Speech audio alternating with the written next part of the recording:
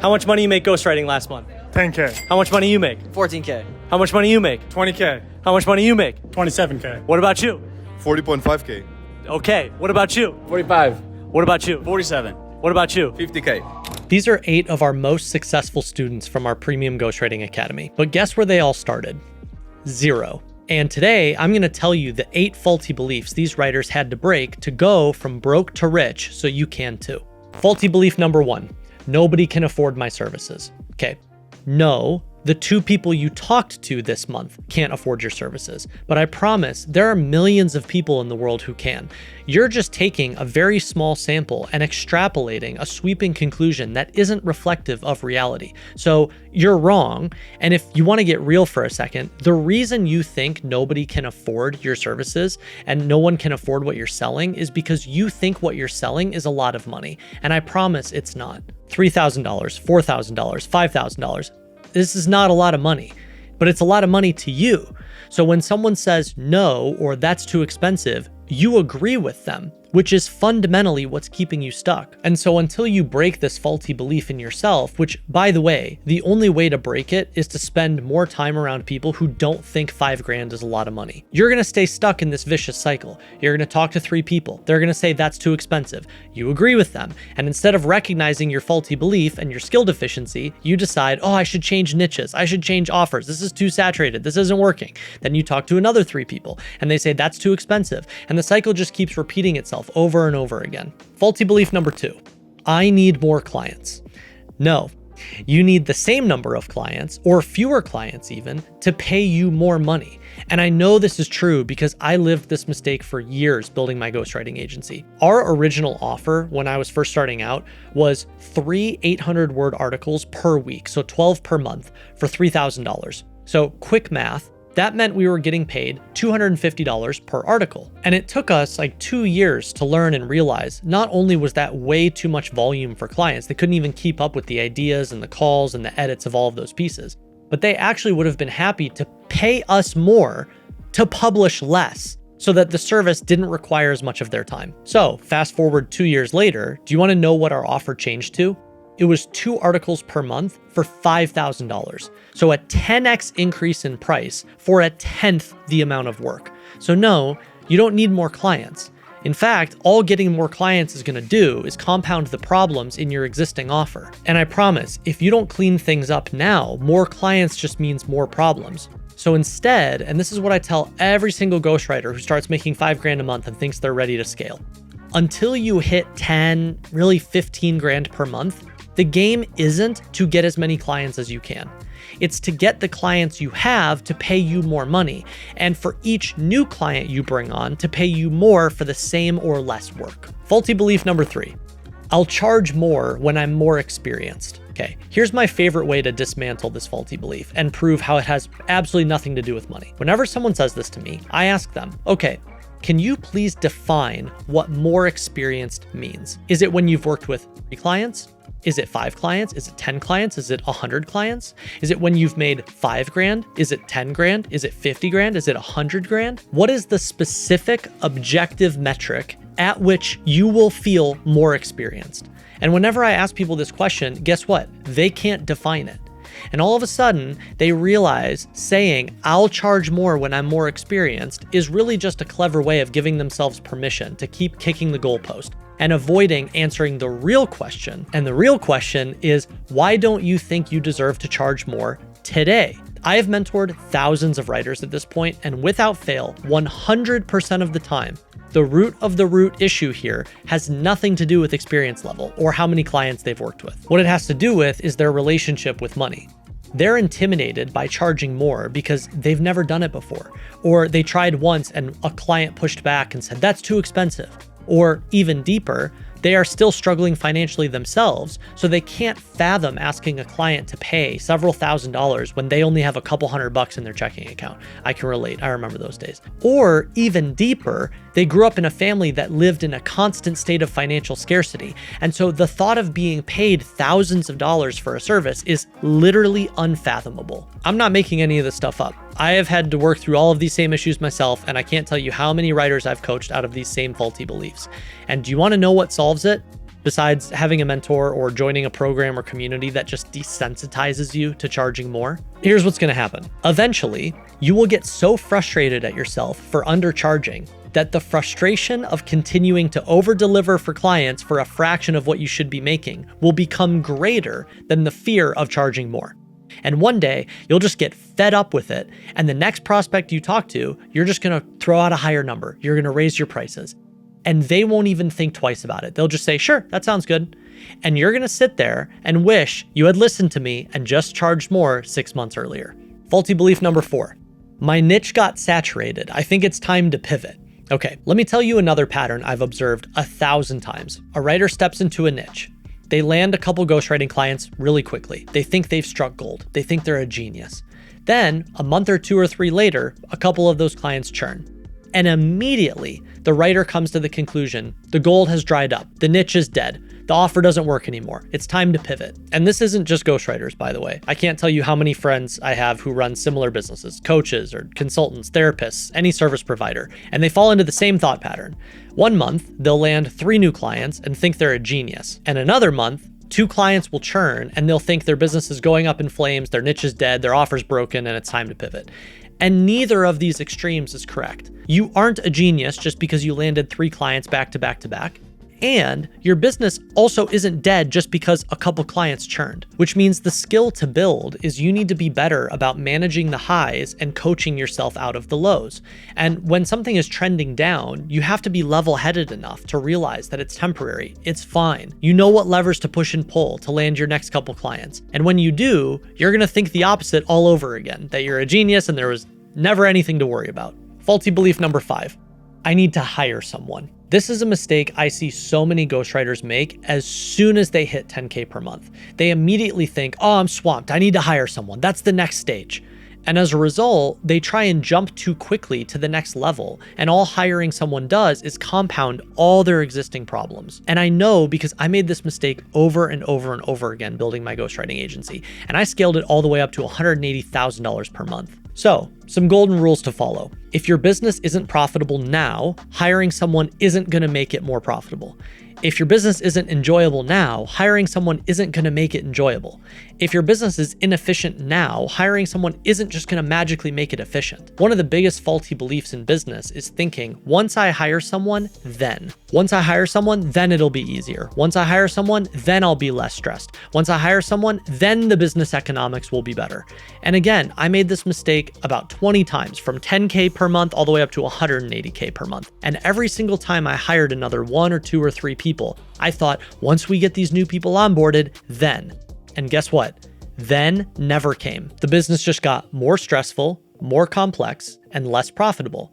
So if you think you need to hire someone because some aspect of your business isn't working very well, stop. Hiring someone isn't what fixes the issue. It's just going to make it worse. Instead, you need to be the one to get your one-person business working efficiently and profitably. You need to raise your prices. You need to dial in the offer. And then once things are running smoothly and you have plenty of margin to play with, then you can hire someone to take over a set of responsibilities in the business. But until you do these things, and until you're at least 15K a month, closer to 20K per month, you don't need to hire anyone. Faulty belief number 6.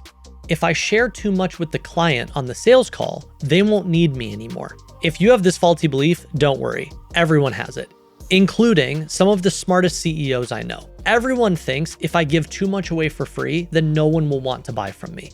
But I cannot tell you how opposite this really is. The more you give for free, the more people will trust you, the more they will buy from you. And a way I like framing this idea is the strategy is free, the execution is expensive. When you take a sales call with a prospect, tell them everything, literally everything. Whatever their goal is, tell them, here's how you should go about it. Here's what you should do. Here's how often you should do it. Here's when, here's where, here's why, here's how to do it. Here's some of the mistakes to avoid when doing it. Literally tell them everything. And here's a little one-liner I really love. Whether or not we work together, I just want you to be successful. When you say this, boom, you just immediately disarmed them, because now you're not pitching anything. You aren't selling them on working with you. You're just educating them like a friend would. And do you want to know what happens when you do that? They're going to say to you, wow, this is a lot of work. Can I just hire you to do all this for me? To which all you have to say is, yep, Sure can. This free consulting strategy is a huge skill that we train ghostwriters on in our Premium Ghostwriting Academy. How to find things to point out in people's businesses as areas of improvement, how to spot problems or missed opportunities, how to point them out kindly but with authority, and how to just give until the person's practically throwing money at you. This is the single best way to land clients, not scraping LinkedIn for leads or spam emailing anybody and everybody. It's taking this targeted free consulting approach and understanding the most simple rule in all of human civilization. The more you give, the more you get. Faulty belief number 7. I love this one. I need to build an audience. I need a podcast. I need a newsletter. I need to start making YouTube videos. No. You don't. You don't need to do any of those things. If you aren't making at least 20 grand per month as a ghostwriter, nothing is going to have a bigger impact on your earnings than getting better at cold outreach and free consulting. Nothing. Building an audience, long-term game. Building a newsletter, long-term game. Having a podcast, even longer-term game. And making YouTube videos, I delayed starting a YouTube channel for literally 8 years. I wanted to start making videos way back in like 2015. And I didn't because it was never the priority. It didn't become a priority until like a year ago. You don't need a YouTube channel. You don't need any of these things. You need to pitch more people and you need to get better at free consulting. That is the beauty of services. You don't need 100 clients. You don't need volume. You need 2 people to say yes and you just doubled your monthly revenue. So ignore all the other shiny objects, they're distractions, and just get better at the one lever that's gonna take you from 5K to 10K to 20K per month the fastest, and that's cold outreach and free consulting. And by the way, guess what? This pretty much stays true for every milestone thereafter. The difference between 20K per month and 40K per month is still cold outreach and free consulting, and even 40K per month to 80K per month. For context, I scaled my ghostwriting agency from $0 to $180,000 per month exclusively using cold outreach and free consulting. No ads, no email list, no podcast, no YouTube channel. We just got really good at cold outreach and free consulting. So much so that for every 10 sales calls we booked on the calendar, we would close 5 of them. We literally had a 50% call to client conversion rate for years. So that's the level you need to get to before you start worrying about all the others. Faulty belief number 8. I can just figure this out on my own. Do you want to know what the 8 students you saw at the beginning of this video all share in common? Instead of trying to figure it out on their own, they decided to just pay for the answer. And fundamentally, that's what education is supposed to be. Because sure, technically, you can figure all of these things out on your own. It's just going to take you a really long time. And it's going to be really frustrating. And it's going to be painful. And you're going to have to learn by making all the same mistakes I did, maybe even more mistakes than I did. Or you can shorten that entire journey and just skip to the end. And look, ready for the one-liner? I'm gonna use the one-liner right here.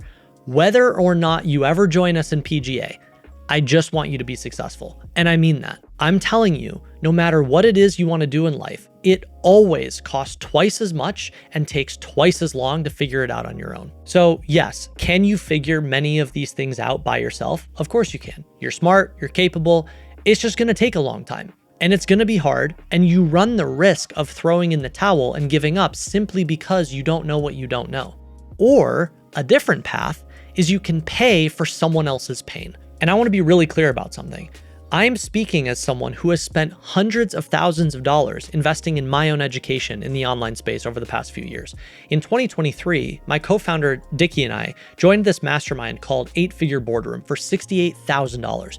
And we paid for it again in 2024. And we're about to pay for a third year, so another $68,000 in 2025. But it's been completely worth it, because this investment has helped us build PGA into a $5 million a year business. So this isn't some shill. I'm telling you, this is how we make decisions too. And the thing is, with education of any kind, you aren't really paying for the information. Everyone thinks, oh, it's just information. I can figure that out on my own. Okay. That's not the primary value. The primary value is that you're gonna struggle to put the information into practice. You're gonna have questions. You're gonna run into situations you won't know how to handle. You're gonna ride an emotional roller coaster of not knowing how to make decisions in moments of stress. You're gonna get down on yourself. You're gonna make really expensive mistakes.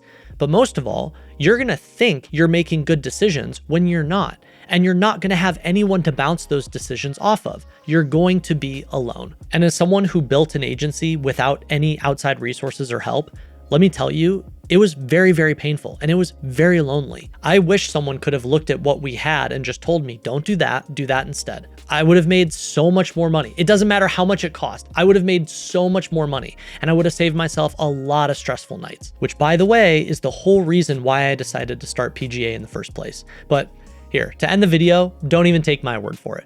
Here's one of our most successful students, Matthew Brown, talking about his experience investing in his own education as a ghostwriter. And quick context, today, his ghostwriting agency does around 50 grand per month. He's smart. He probably could have figured a lot of this out on his own, but he decided to just skip to the end and pay for the answers and be able to use us as a resource.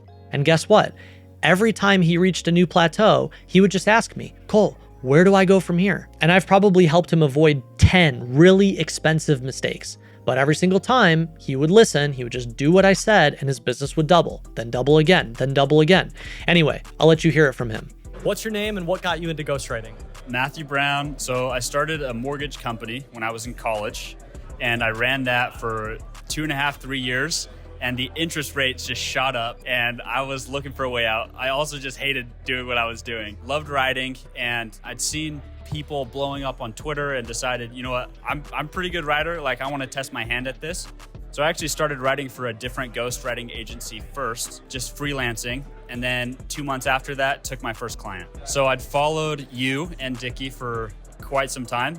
And I'd actually never joined your first program because I was already writing online. And when you guys put out an email saying that you were gonna release something ghostwriting related, there's nothing out there in the space. And I was clueless as to what it could look like, what the mistakes are, and thought this would be a no-brainer to download the lessons that you've learned building a ghostwriting agency in the past. What's the biggest thing you've learned since joining PGA? You can just avoid so many mistakes. I've made some of these mistakes, but I've avoided so many more because I've had access to somebody who's built a ghostwriting agency. Your whole curriculum kind of lays out what some of those mistakes can be. And so I've just gotten to where I am without a lot of the same pain that you had to go through, which I'm very thankful for. How much revenue were you doing in the beginning and how much are you doing now? Back when I started, 2,500, 5 grand, 6 grand. Right now, the last 4 months, I've averaged $40,000. I'd attribute a large portion of it to PGA. And if you want to become a ghostwriter too, click the link below. We'll teach you everything you need to know.